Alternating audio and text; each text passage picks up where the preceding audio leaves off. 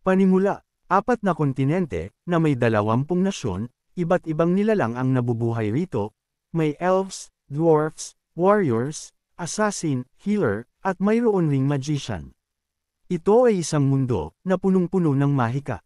Ito ang Rondel, isang maunlad na nasyon, na kung saan ang lahat ng uri ng mga nilalang ay pwedeng manirahan rito, tahimik, payapa, walang gulo ang sumisira sa kapayapaan sa lugar na ito. Pagkatapos ng panahon ng mga alamat, at ng mga espada, ang kasalukuyan ng Rondel ay ibang-iba na, hindi na umaasa sa alamat, at sa espada, dahil ang nasyon ng Rondel ngayon ay ang panahon ng mahika. Ito ang lugar, at panahon na kung saan ang lahat ng bagay ay pinapatakbo ng mahika, ang mga tao ay umaasa sa kapangyarihan ng mahika. May isang bata ang nagsalita, at sinabi nito, "Naririto ako ngayon sa tapat ng teleportation gate, nasaan ka na ba?" Tanong ng babae sa kanyang kausap sa loob ng relo.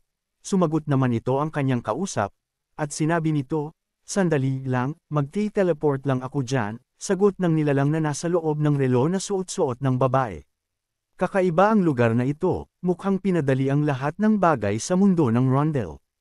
Ganun pa man, kahit maganda ang mundong ito, ang pamamahala ng mga nakaupo rito ay hindi pa rin nagbabago, tulad pa rin ng sinaunang pamamaraan, na kung saan ang mga hari, at makapangyarihan ang nangunguna, at mga nasa itaas, samantalang ang mga mahihirap naman ay minamaliit, tinatapakan, at alipin ang tingin sa kanila.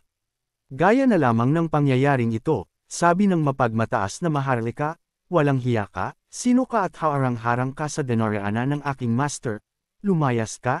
Nagsalita naman ang isa pang mapagmataas na maharlika, "Anong tinitingin-tingin ninyo? Lumayas kayo, at lumayo sa amin," sabi ng mga mayayabang na maharlika. Ang mga kawawang mahihirap naman ay patuloy lang sa pagmamakaawa na hindi sila saktan, at parusahan. Sa lugar na ito, ang pagkakahati-hati ng pamayanan ay nanatili pa rin, ganun rin ang pagtingin na ang mga mahihirap ay hindi pwedeng makisama sa mga maharlika. Kahit na ganito ang sistema ng pamamahala rito sa mga tao, ang mahika pa rin rito ang matuturing na gintong panahon ng Rondel. Lahat ng kagamitan, kasangkapan, at teknolohiya ay pinapatakbo ng mahika. Sa taong Disyembre 29, 1900 at 79 ng panahon ng mahika. Ang araw bago dumating ang bagong siglo, ang habili ng pinakamataas na salamangkero ay nahayag, at dahil doon ang buong mundo ay nagkagulo. Nagsalita ang pinakamataas, at malakas na salamangkero, kapangyarihan, katalinuhan, at kayamanan, ang lahat ng mga bagay na pag-aari ko, ang lahat ng aking kayamanan, at kapangyarihan ay tinago ko sa mundong ito. Sa lahat ng nagnanasang makuha ito, maaari ninyo itong mahanap, kunin ninyo ang fate na walang nagmamay-ari, sigaw ng matandang pinakamalakas na salamangkero sa buong mundo. Narinig ito ng lahat ng nilalang sa buong mundo, saan man sila naroroon, natanggap nila ang huling habili ng pinakamalakas na salamangkero sa buong mundo, at dahil doon, nagkagulo ang lahat ng mga nilalang sa buong mundo. Ang tanyag na salamangkero na nag-iwan ng kanyang kalooban sa lahat, na nagpabago at nagpagulo ng takbo ng mundo, ay ang kauna-unahang salamangkero, na nanguna sa matinding pagbabago ng kasaysayan ng mahika sa Nasyong Rondel, at ang nilalang rin na ito ang unang namuno sa kaharian ng Rondel. Siya ang tinaguriang Lord Wizard, ang tanging salamangkero na nakaabot ng 9 na Magic Circle, siya si Manuel Lucas. Kung sino man ang makahanap ng fate na habili ni Lucas, siya ang magtataglay ng lahat ng kapangyarihan ni Lucas, at aariin rin niya ang lahat na nakatagong kayamanan ng pinakamalakas na salamangkero sa buong mundo. Dahil sa habiling iniwan ng pinakamalakas na salamangkero na si Lucas, ang mga nilalang sa mundo ay parang nawala sa sarili, lahat sila ay nagnanasang hanapin, at kunin ang fate na itinago ni Lucas. Ang tanging laman ng puso't isip ng mga nilalang na ito, ay ang maging pinakasikat, pinakamalakas, at ang maging pinakamayaman sa lahat. Lahat ng nilalang na gustong makuha ang fate ni Manuel Lucas, ay nag-umpisa ng maglakbay. Ang karamihan sa kanila ay nagpunta ng mga dungeon, para talunin ang mga malalakas na halimaw roon, na nag-aakalang ang gantimpala na makukuha nila ay ang iilang parte ng fate na itinago ni Lucas. Ang iba naman ay nagpunta sa Elysia, ang nasyon na kapanalig ng Rondel, nagbabaka sakali rin sila na matatagpuan nila ang fate sa lugar na iyon. Ang iba naman ay nagtungo sa lugar na napakadelikado, upang talunin rin ang mga halimaw roon, dahil naisip nila na maaring itinago ni Lucas ang Faith sa lugar na talagang mahirap kunin. Kahit sino pa sila, anumang lahi, anumang nilalang, mahina man, o malakas, lahat ay kumilos, at nagbabaka sakaling mahanap nila ang Faith ni Manuel Lucas.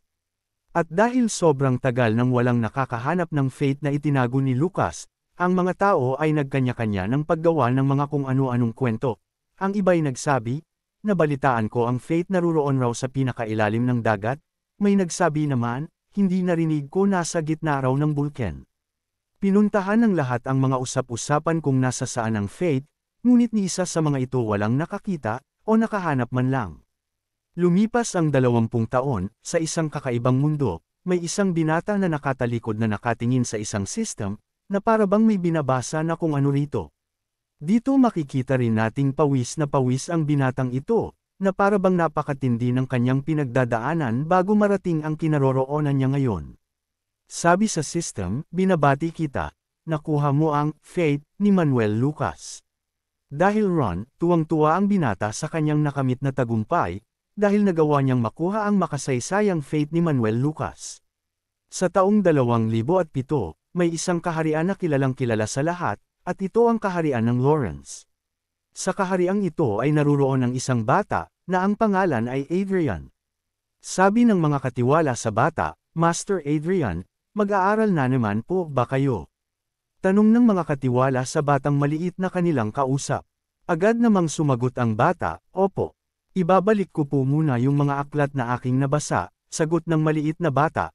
Agad din namang suamgat ang isang katiwala sa tinura ng kanilang maliit na master, pwede po ninyo kaming utusan na ibalik ang mga aklat na iyan, hindi na po ninyo kailangan pang gawin ang bagay na iyan, sabi ng katiwala sa batang si Adrian.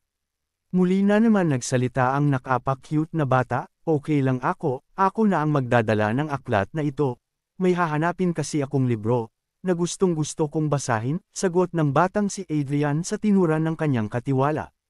Ang mga katulong naman sa likuran ay nabulong-bulungan, at sinabi ng mga ito, grabe naman si Master Adrian, napaka-cute na, napakatalino pa, ang hilig sa libro, tiyak na henyo ang ating master, sambit ng mga kababaihang katulong na nasa likuran ng punong katiwala.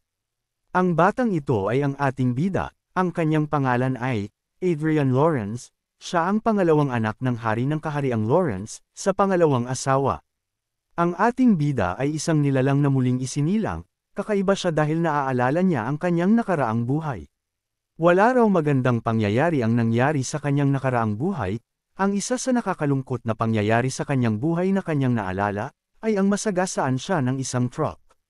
Dito naalala niya kung paano siya namatay, isang buwan bago siya lumabas sa pagseserbisyo bilang sundalo, bigla siyang nabundol ng isang rumaragasang truck, na agad namang ikinasawi ng kanyang buhay. At pagmulat ng kanyang mga mata, wala na siya sa South Korea, siya ay napunta sa kaharian ng Reinhardt, at mula sa pagiging Kim Min-ji, siya na ngayon si Adrian Lawrence. Mula sa pagiging middle class na pamilya, siya ngayon ay namumuhay bilang isang maharlika, na pangalawang anak sa pangalawang asawa ng isang Viscount na pamilya, na nagmamay-ari ng isang napakalaking lupain, sabi ng bata sa kanyang sarili, habang nakatingin sa litrato ng kanilang pamilya. Dagdag pa ng ating bida sa kanyang isipan, kahit nagulong-gulo ako nung umpisa nang muli akong isilang, ang nakaraang buhay ko naman ay naging isang malaking kalamangan, at nakatulong ng malaki sa akin, sa bago kong buhay na ito, sabi ng ating bida na si Adrian. Habang hawak-hawak ng Viscount ang kanyang ikalawang anak sa ikalawang asawa, sabi ng lalaki sa kanyang harapan, ito ang unang pagkakataon na nakakita ako ng tulad ng batang iyan, sobrang napakagaling, at sobrang napakatalino, sabi ng lalaki sa ating bida, na pinupuri ito. Sumagot naman ang ating bida sa mga tinura ng lalaki na nasa kanyang harapan, maraming salamat po, masayang sagot ng batang si Adrian. Sabi ng ating bida sa kanyang sarili, masaya ako na nagtagumpay akong kunin ang loob ng lahat ng taong nasa paligid ko, masaya rin ako na nagawa ko ang mga bagay na inaasahan sa akin ng aking ama. Sabi ng ating bida, na masaya na mahal siya ng lahat ng mga tao sa paligid niya, lalo na ang kanyang ama, dahil sa mga bagay na kanyang naipapakitang husay. Ganun pa man ang mga magagandang nangyayari sa ating bida, may bagay pa rin na hindi umaayon sa gusto niya. Dahil nasa kakaiba siyang mundo, hindi lahat ng kanyang mga karanasan sa una niyang buhay ay magagamit sa mundong kinalalagyan niya ngayon. Sabi nito sa kanyang sarili, ang Rundle ay isang mundo kung saan ang mga pamumuhay ng tao ay sobrang advanced na kaysa mundong pinanggalingan ko noon, sabi ng ating bida habang nagbabasa ng isang aklat. Nasabi pa nito sa kanyang sarili, habang nakatingin sa aklat na kanyang binabasa, ano ito? Isang pintuan na kaya kang dalhin kahit saan? Ano ba tong mundong aking napuntahan? Parang di na makatotohanan. Mukhang kailangan kong aralin ang lahat sa mundong ito, sabi ng ating bida sa kanyang sarili, natakang-taka sa kakaibang mundo na kanyang kinalalagyan.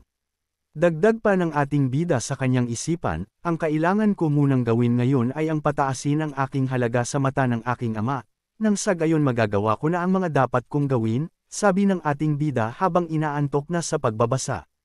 Pahabol pa nito sa kanyang sarili, hindi ako pwedeng mag-aksaya ng panahon, kailangan kong magpakadalubhasa pa, sabi ng ating bida sa kanyang sarili, na patuloy na nag-aaral ng mga mahika, at mga bagay na mayroon sa mundong kanyang ginagalawan.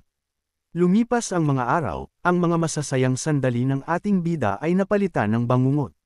Dahil habang kumakain ito, bigla na lamang itong nahulog sa kanyang kinauupuan, na para bang may gumawa ng hindi magandang bagay sa kanya. Nagpanik naman agad ang lahat ng tao sa kanyang paligid, dahil lubos na ginagalang, tinitingala, at iniingatan ang batang si Adrian dahil isa itong henyo ng kanilang pamilya. Sa tagpong ito, 7 taon pa lamang ang ating bida, ngunit naranasan na niyang may magtangka sa kanyang buhay. Ang batang si Adrian na ating bida, ay nilaso ng kung sinuman. Sumigaw ang mga tao na nasa kanyang paligid, at sinabi ng mga ito, Master Adrian, napano po kayo? Dalian ninyo?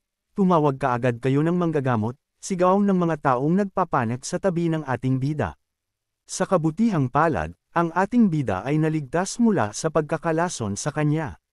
May dalawang nag-uusap sa tabi ng ating bida, sabi ng lalaki, napakapalad niya, kung nahuli lang tayo ng kaunti, tiyak siya'y binawian na ng buhay, buti na lang agad siyang nadala sa manggagamot, sabi ng lalaki sa kanyang kausap na babae.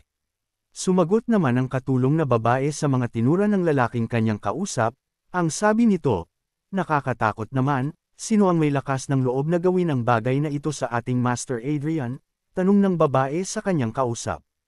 Hindi man kilala ng iba kung sino ang gumawa noon sa ating bida, kilang-kilala naman ito ng batang si Adrian. Habang nagpapagaling ang ating bida, may lumapit sa kanyang tabi, at nagsalita ito, Adrian, kung alam mo lang kung gaano ako nag-aalala sa iyo, sabi ng babae sa tabi ng ating bida. Minulat naman ng batang si Adrian ang kanyang mga mata, at dito imbis masiyahan sa kanyang nakita, at narinig, isang nakakatakot na sandali ang tumambad sa kanyang mga mata, dahil isang babaeng mukhang demonyita ang kanyang nakita. Ang babaeng ito ay si Anna Lawrence, ang una, at tunay na asawa ng ama ng ating bida.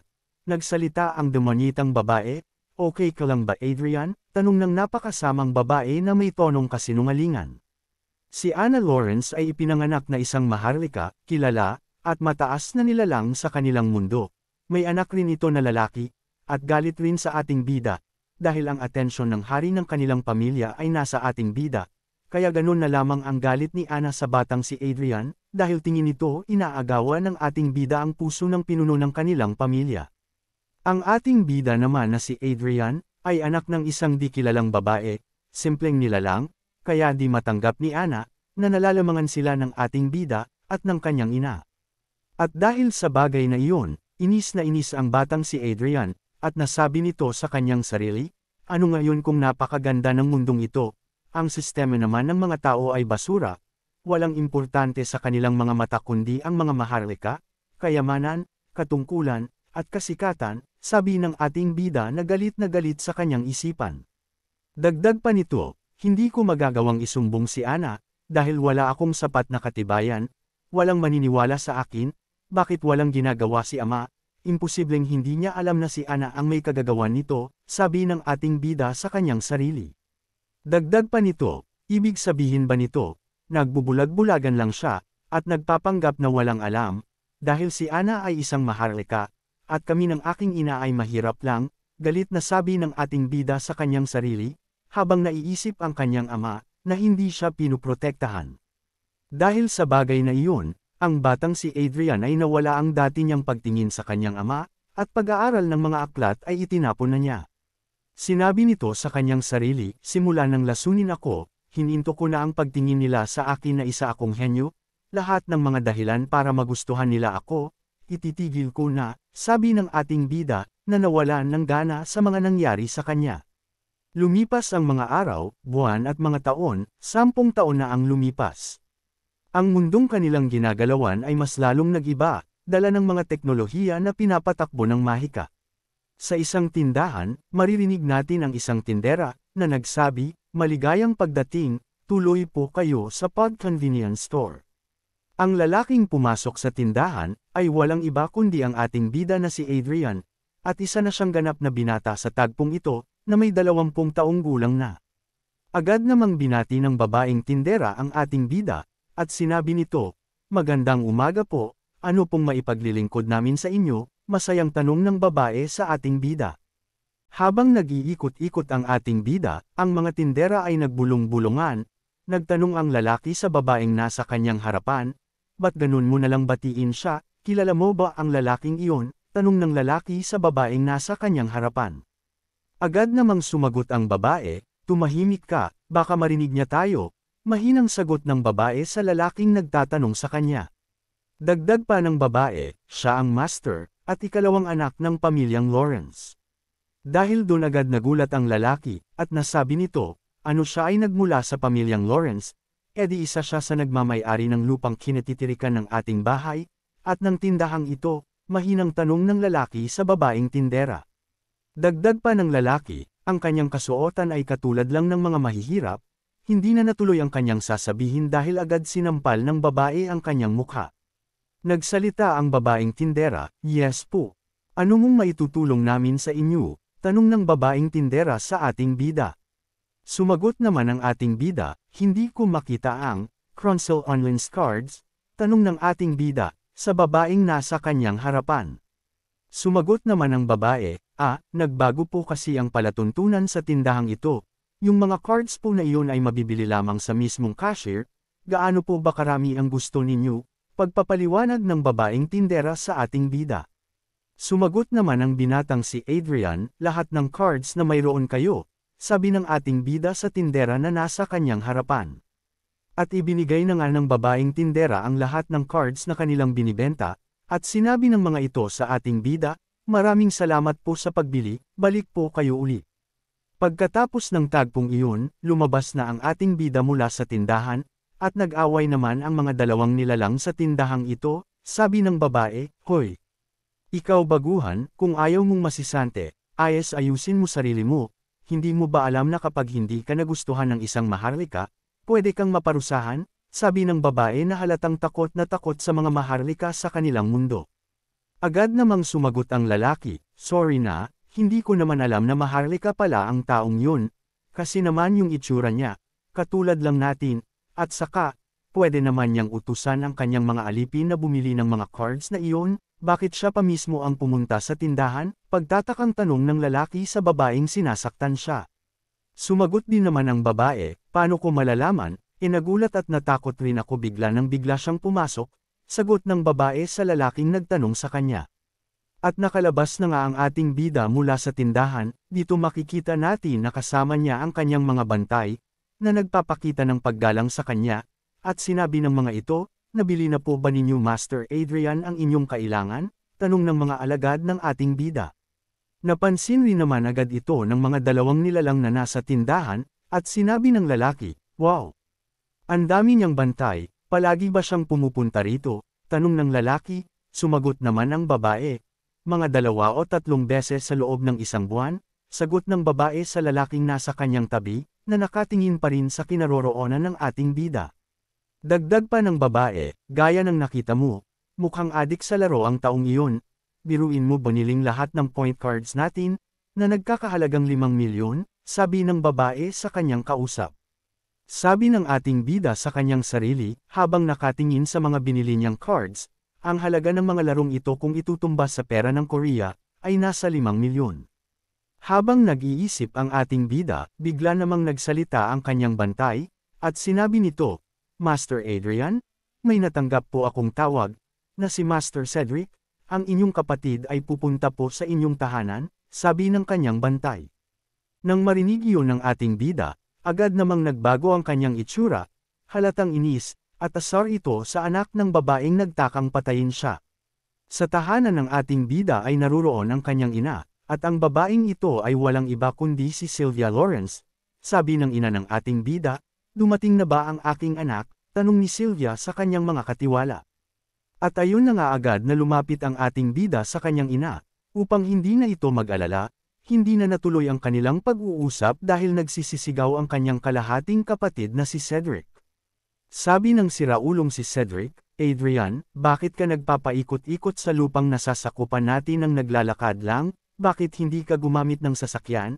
Nasisiraan ka na ba ng bait? Galit na sabi ni Cedric sa ating bida. Ang lalaking ito ay si Cedric Lawrence, ang anak ni Anna Lawrence, na panganay na anak ng kanilang ama, na may 23 taong gulang, mas matandang higit kaysa sa ating bida. Sabi na lamang ng ating bida, habang pinapakinggan ang lalaking nagwawala, kahit kailan nakakabuisit ang taong ito, sabi ni Adrian sa kanyang isip, habang nasa tabi niya ang kanyang ina na natatakot kay Cedric. Lumapit si Cedric sa ating bida, at pinagduduro-duro ito, at kanyang sinabi, ikaw ay anak ng isang maharlika, kaya huwag kang kumilos na makakasira sa karangalan ng ating pamilya, sabi ni Cedric sa ating bida, na napakalaki ng kanyang ulo, na puro na lang katayuan ng pamilya ang nasa isip. Habang pinapakinggan ito ng ating ibda, nasabi na lamang niya sa kanyang sarili, karangalan ng pamilya, utot mo, puro babae nga ang inaatupag mo. Kung hindi ka lang maharlika tiyak, napariwara na ang buhay mo, sabi ng ating bida sa kanyang isipan, na asar sa lalaking napakaingay sa kanyang harapan. Dagdag pa ng ating bida sa kanyang isipan, kung sasagutin ko patong makong na ito hahabolang ang usapan, kaya ang sinabi na lamang ng ating bida, patawarin mo ako, hindi ako nag-iingat sa aking mga kilos, hindi na mauulit. Sagot ng ating bida sa hanghang na lalaking kanyang kausap. Sabi naman ni Cedric sa ting bida, buwisit ka talaga, makaalis na nga, sabi ni Cedric, dahil parang walang nangyari sa kanyang pagpunta sa tahanan ng ating bida. Dagdag pa ni Cedric, ano pa bang maaasahan ko sa isang katulad mo na may dugong alipin, mabuti na ngang umalis na lang ako, kaysa madumihan pa ako ng tulad mo. Pagyayabang ni Cedric kay Adrian, samantalang ang ating bida naman, ay nagtitimpi lang sa galit na nakikinig sa mga pinagsasabi ng walang kwentang lalaki. Sinagot naman ito ng ating bida, teka, yun lang ba ang ipinunta mo rito? Masigla at masayang tanong ng ating bida, na para bang hindi siya nilait ng buwisit na dambuhalang lalaki na nasa kanyang harapan. Sumagot naman si Cedric sa tanong ng ating bida, at kanyang sinabi, ang ating ama, mukhang binabalak niyang ibigay sa akin ang isa sa mga negosyo na kanyang hawak, pagyayabang ni Cedric sa ating bida. Dagdag pa ni Cedric, yung isa sa malaki nating nehesyo, ang ibibigay sa akin ni ama. Nababalitaan mo naman na siguro iyon, sabi ni Cedric na may pagyayabang sa ating bida. Ah, yun ba? Mixing sagot ng ating bida sa lalaking kanyang kausap.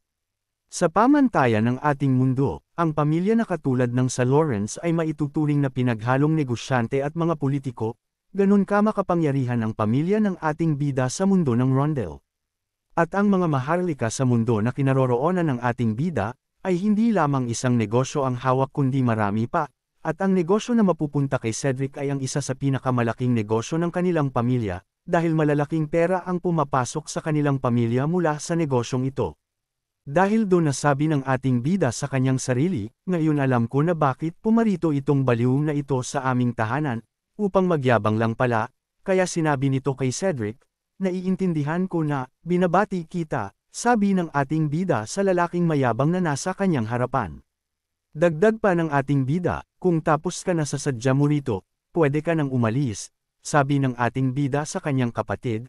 Pahabol pa nito, gumastos ako ng napakalaking halaga para sa larong ito, kaya makakaalis ka na, sabi ng ating bida sa kanyang kapatid. Dahil dun, tinuwanan lang siya ni Cedric, dahil tingin niya talagang walang silbi ang ating bida, puro laro lang ang alam. Sinabi nito sa ating bida, tama, yan lang ang gawin mo, dahil wala kang silbi sa ating pamilya, sambit ni Cedric sa kanyang kapatid habang paalis na ng tahanan ng ating bida. At umalis na nga si Cedric sa tahanan ng ating bida, lumapit naman agad ang ina ng ating bida na si Sylvia, at sinabi nito, Adrian okay ka lang ba? Sumagot din naman agad ang ating bida, at sinabi nito, opo. Ina, okay lang ako. Dagdag pa ng ating bida, mas mabuti po sa atin na hindi na ako makisali pa sa kanila, sabi ng ating bida sa kanyang ina. Ganon na lamang ang desisyon ng ating bida, dahil pagkatapos siyang lasunin ni Ana, inilayo na niya ang kanyang sarili sa mga mata ng kanilang pamilya, dahil ayaw na niyang malagay ang kanyang buhay ganon na rin ang buhay ng kanyang ina sa kapahamakan. Sabi ng katiwala sa ating bida, nakabalik na po kayo Master Adrian, sinagot naman ito ng ating bida, maglalaro ako ngayon, kaya huwag ninyo akong abalahin, maliban na lang kung napaka-importanteng bagay, utos ng ating bida sa kanyang katiwala. Sabi ng ating bida sa kanyang isipan, inilayo ko ang aking sarili mula sa aking ama, at sa aming mga kamag-anak, inalis ko rin sa kanilang isip na ako ay isang henyo, sabi ng ating bida sa kanyang sarili na ayaw nang makisali pa sa pinaggagawa ng kanyang pamilya. Dagdag pa nito sa kanyang isipan, kaya siguro ayaw sa akin ng aking ama, dahil ayaw niya sa anak ng isang kabit, na hindi na henyo, dahil doon nag-iba ang tingin sa akin ng aking ama.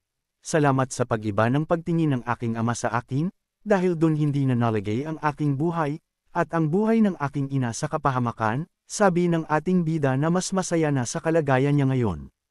Pahabol pa nito sa sarili, 10 taon kong binura ang aking presensya sa kanilang lahat, ang tingin nilang lahat sa akin ngayon, ay isang adik sa paglalaro ng games, sabi pa ng ating bida, pagkatapos ko magtapos sa paaralan, agad kong nilisan ang palasyo kasama ang aking ina, sabi ng ating bida sa kanyang sarili.